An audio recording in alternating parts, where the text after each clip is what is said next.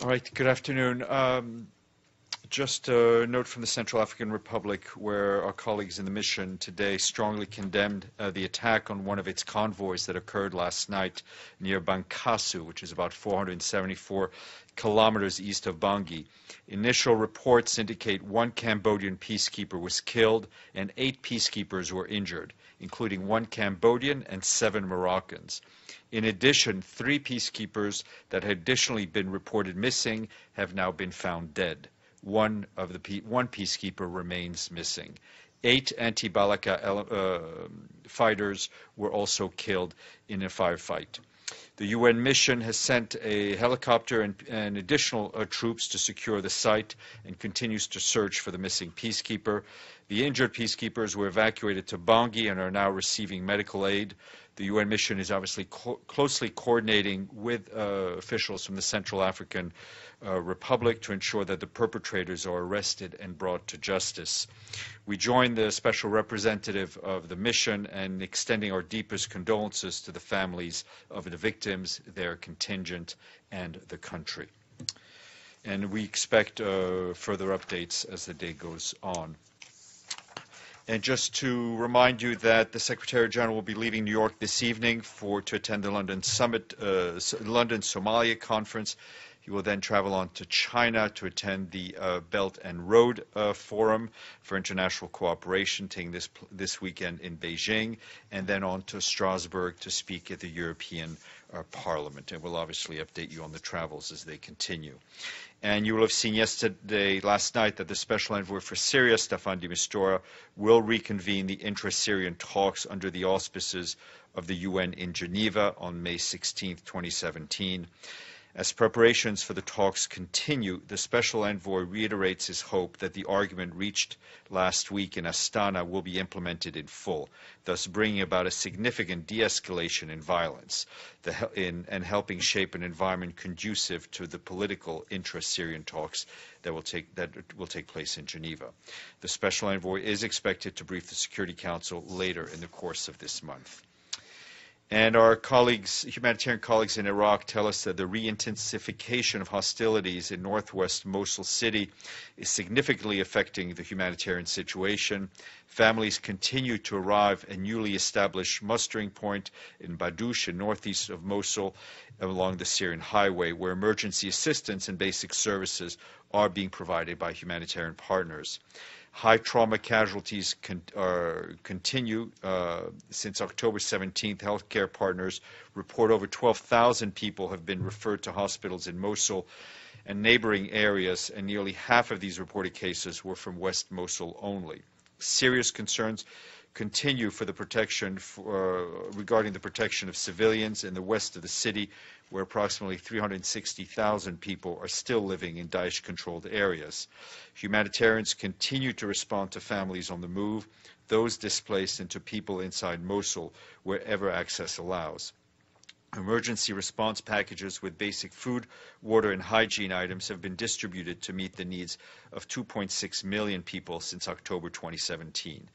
Humanitarian partners are trucking 3.1 million liters of water per day into eastern Mosul to meet the demand for fresh water. And the UN Refugee Agency announced today that in the last 24 hours they'd received alarming information on 2 new shipwrecks in the central Mediterranean. The first took place last Friday night, with some 82 people feared dead or missing. Another shipwreck took place off the coast of Libya on Sunday, with some 163 people feared dead or missing. This brings the total number of people believed to have died or disappearing while trying to cross North Africa to Italy to more than 1,300 since the beginning of the year. So far, 2017, over 43,000 migrants or asylum seekers have used the central Mediterranean route to reach Italy. And today we express our gratitude to our friends in Micronesia who have paid their regular budget dues in full. And this brings the honor roll up to 96. And I will stop there. Rosalind.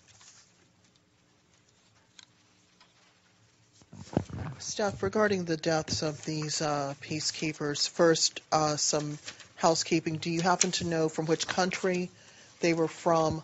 Do you happen to know how long they were in country? is there any compensation for their families in a tragedy such as this? The ones that we can, the initial reports that we have is one Cambodian peacekeeper was killed in the initial attack. 8 peacekeepers, other peacekeepers were injured, and that's an additional Cambodian and 7 Moroccans. The nationality of the 3 that were initially reported missing and have now been found dead is still pending. We don't have that information. On the compensation, I don't know off the top of my head. I'm sure there's a protocol for it, but I will find out for you. Evelyn? Oh, sorry, did you have Yes, just to follow up, how confident are you that CAR officials are going to, 1, figure out who are the perpetrators, and 2, actually prosecute them, put them in prison? Well, obviously, as we all know, the justice system in Central African Republic is under some strain. We will be working with them, and obviously the peacekeeping mission will be working alongside them to try to track down those who are responsible. As I mentioned, 8 anti-Balaka fighters were killed in the firefight, and they, from all intents and purposes, appear to have initiated this attack on the peacekeeping convoy. Evelyn? I was going to ask the same thing, Okay. of who did it. But how many Cambodians are there? Do they have a fighting contingent or Yes, we'll get you engineering or we'll whatever? get you the details of exactly of the Cambodian participation. George and Matthew. You mentioned this pledging conference or some kind of conference on Somalia to be held in London. Do you have any details on that? Does it have a website? Is it something that can be followed? For Yes, it can be followed via webcast. Matthias in my office will give you all the details. Okay. And did I get correctly that the Secretary General is on his way tonight to London, then he's going to Beijing, and then he's coming back to Strasbourg, all within a few days? Well, not coming back to Strasbourg. This trip is taking him to London for the Somali conference, to Beijing for the Belt and Road International Forum, then to Strasbourg for a speech at the European Parliament, and then he will go to Switzerland to attend the yearly retreat the Secretary General has with all of his special envoys and special representatives. But he's going within a few days. Yes, it's to all one trip. Northwest Europe, then to Northeast Asia, then back to Northwest Europe. Indeed. And to Central Europe. Indeed.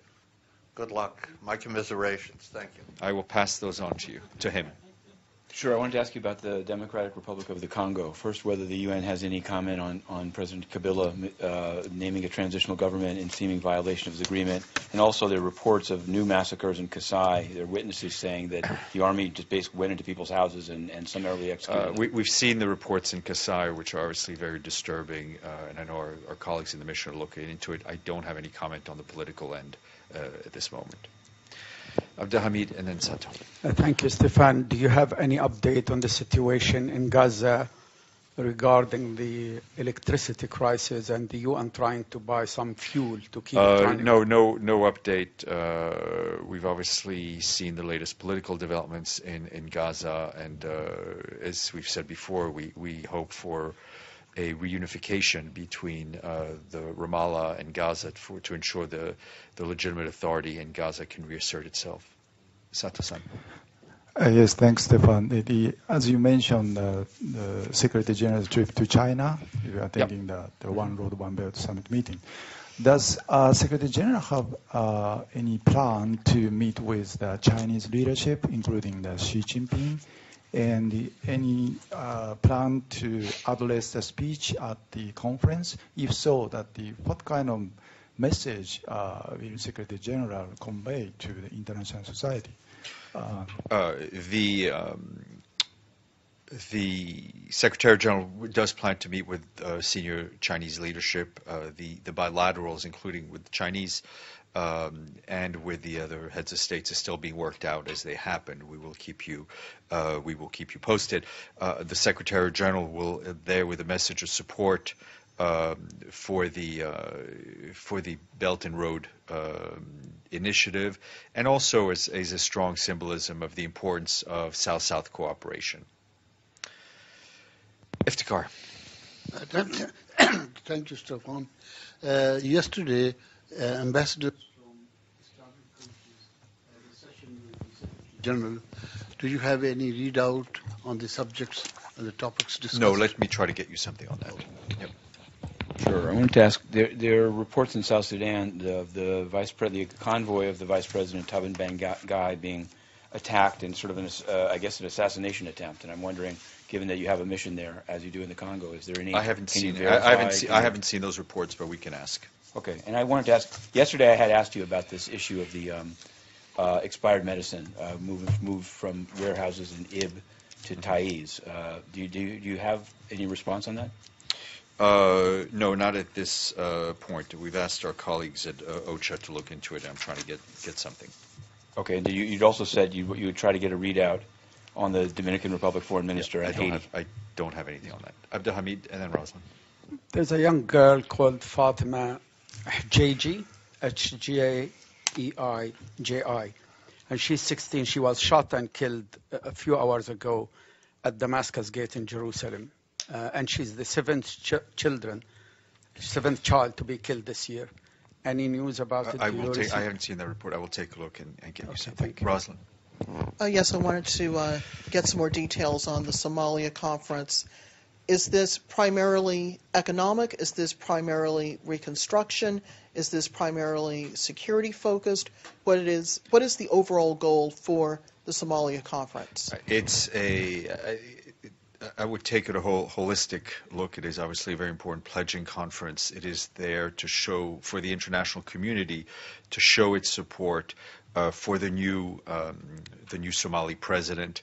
A number of important political and security measures were passed, and I think this is an opportunity for the international community to show that it stands by the Somali government in its effort towards reconstruction, its effort to support its people who we know on the brink of famine, and also to support Somalia and the African Union's fight against terrorism.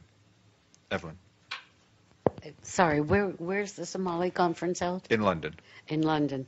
There have been conferences, in fact there's one now on the Arctic development and security in the Arctic region, which both Tillerson and Lavrov are attending.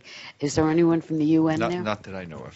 Mr. Lee. Sure. I wanted to ask you one more time about this Michel Kafando as a when actually employed envoy on Burundi.